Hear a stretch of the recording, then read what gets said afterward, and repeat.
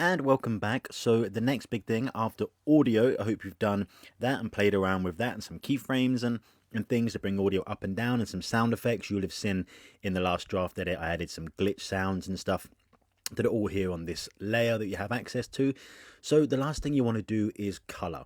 Now when you video something, you're going to think that color looks pretty good, this looks real, until you change the color. And it's a really important thing you should definitely always do. Even if you filmed outside in glorious sunlight, there's probably something you can do, especially on an inside shot like this, where you're doing, like if you're doing a tutorial video or talking to camera, talking heads video.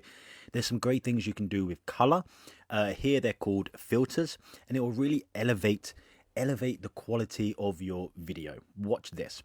Now I can click on filters and they already have some predetermined filters that I can add on here. For example, if I go down once again, click the arrow and I can see all the different types. Click into some others once they've loaded and you can see what these look like. Some of these will be okay. If I double click this, for example, that's very yellow. Double click this one. Double click this. Let's have a little look. Bit of a faded film look. That's what movie is. Let's go into some more of these. Let's check out Ghost. What's this effect? Oh, definitely don't want that. Scroll down. Matte lights.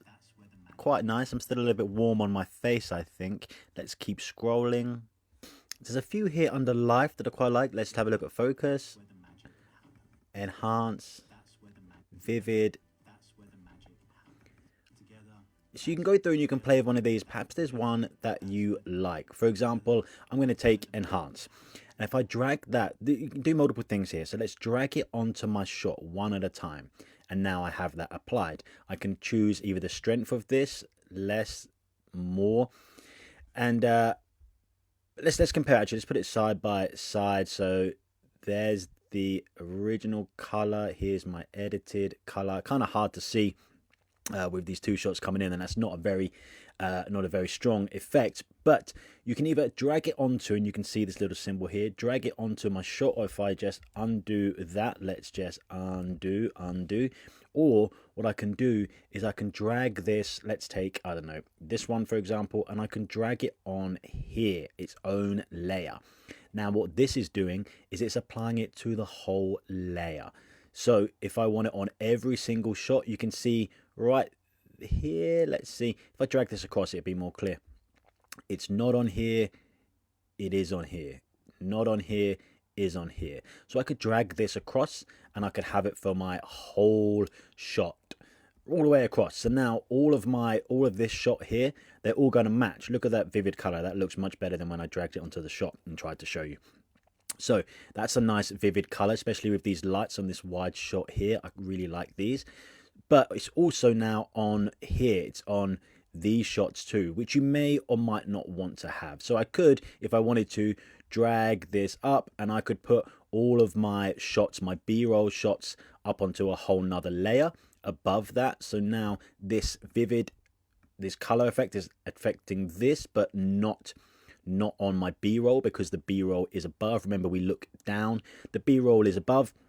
So it is on this shot, it is on this shot, it is on this, because I haven't moved it up. But once again, I could grab this and I could just move that up here if I wanted to.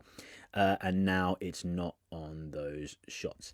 Completely up to you if you want your B-roll to have the effect or not. Now you might not want, let's actually just remove that, delete that. You might not want to, or you haven't found anything in here that fits exactly what it is that you want. For the sake of this, let's just, I'll leave that there for a second. Let's play, let's click adjust up here, adjust, and I can click custom adjust. Now this is an adjustment layer. If you're used to any other Adobe software or anything else, you might be used to that term adjustment layer. Let's drag that onto here, and it's made my own adjustment layer. And here is where I can change things up. If I come over here, there's your basic HSL, curves, color. So I can, if I wanted to, let's go make sure the cursor's on something I can see here. Let's drag this to have it covering here.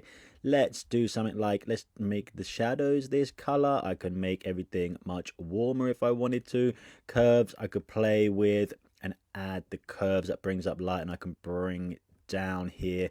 A good one with the color If I scroll down, let's do tint. I want to tint this slightly blue. I've made like a looks like a retro kind of effect right here. Quite harsh what I've just done there.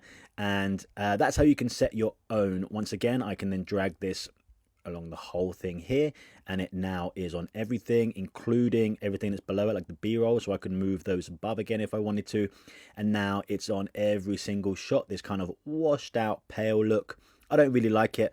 I much prefer what we had before, but that is how you add color. Now either add it to a clip or make yourself a whole adjustment layer.